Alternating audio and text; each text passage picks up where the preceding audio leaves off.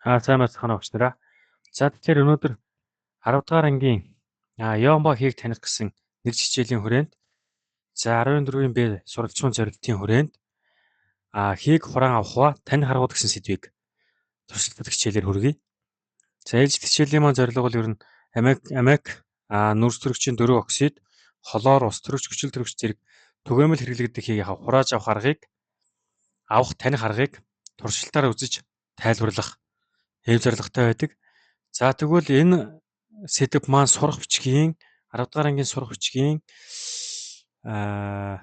хэд байна уу? 39 дугаар хуудаснаас эхэлж байна тийм ээ. За тухайлбал органик бодис дахь катион анионыг таних хурвал тэ чанарын хурвалд үүсэх хэд хэдэн хурвал байсан. За хийг танихын тулд өгсөн хийн нягт усан дуусах чанараас хамааруулан төрөл бүрийн аргаар хурааж цуглуулдаг. За тухайлбал эхнийх нь юу гэж байна? Агаараас хүнд хийг дээш харуулсан савнд авна. Өөрөөр хэлбэл агаарын маань мас хэд байгаа вэ? 28.8 тийм ээ. За тэгвэл 28.8-аас хүнд хий авах юм бол тэр хурааж авж байгаа саваа тухайлбал хуруу шилээ яах вэ? Дээш нь харуулж авдаг байх нь. Дараа нь агаараас хөнгөн хий авах юм бол доош харуулсан савнд хураана. Тоон шинжилгээ хийхдээ бол хийн тариурт агаарыг яах вэ? Агаарыг эсвэл усыг түргүүлэх аргаар хийг хураан авдаг. За тэгвэл өнөөдөр хэдүүлээ Б дээр байна. Хүчил төрөгч хий таны. За хүчил төрөгч хийг хэдүүлээ яах вэ? Хурааж аваад таних нь байна. За тэгвэл хүчил төрөгчийг яаж таньдаг вэ гэхээр цогцсон зомгол оруулахад дүрсгийн асна. За ингээд туршилтанд орцгоё. За бид бүхэнд хуруу шил байна.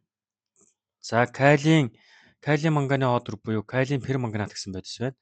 За энийг хэдүүлээ өнөөдөр задрах хурвалаар хүчил төрөгчийг гаргаж авч таних нэ.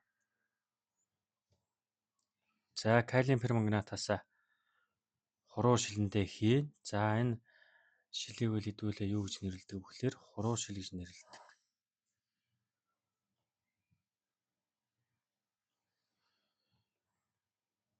За хуруу шил. За тодорхой хэмжээний калием манганы O4-ыг хуруу шилэндээ хийгээд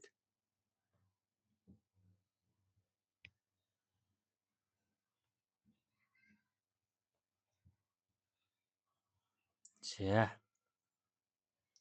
тэгээд энийгээ хэдүүлээ штативтаа байрлуулна. За штатив бэхлүүр. За энэ урт энэ төмөртэй энэ зүйлийг бол штатив гэж нэрлэдэг тийм ээ. За штативтаа байрлуулад за хөвгөн хийдэг. Калием перманганатыг задрах хурвал явуулахдаа хөвгөн ашигладаг.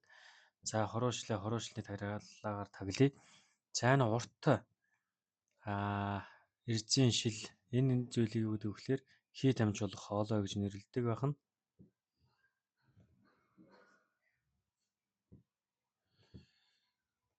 За энэ шилэн баллон байна. За энэ маань хийгээ хурааж авах сав. За энд бол хэдүүлээ яах вэ?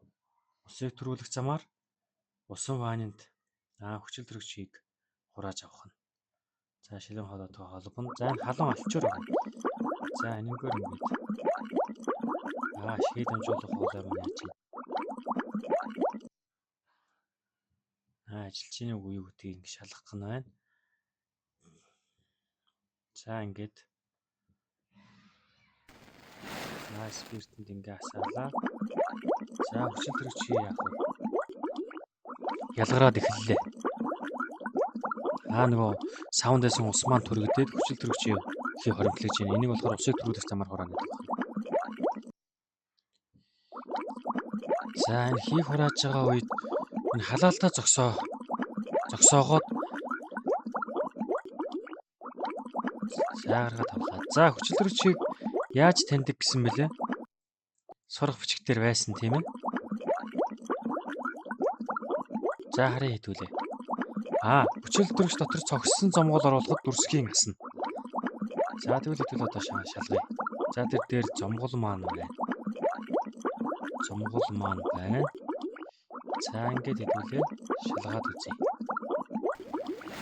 За зомголоо ихлээр хасаан тийм ээ.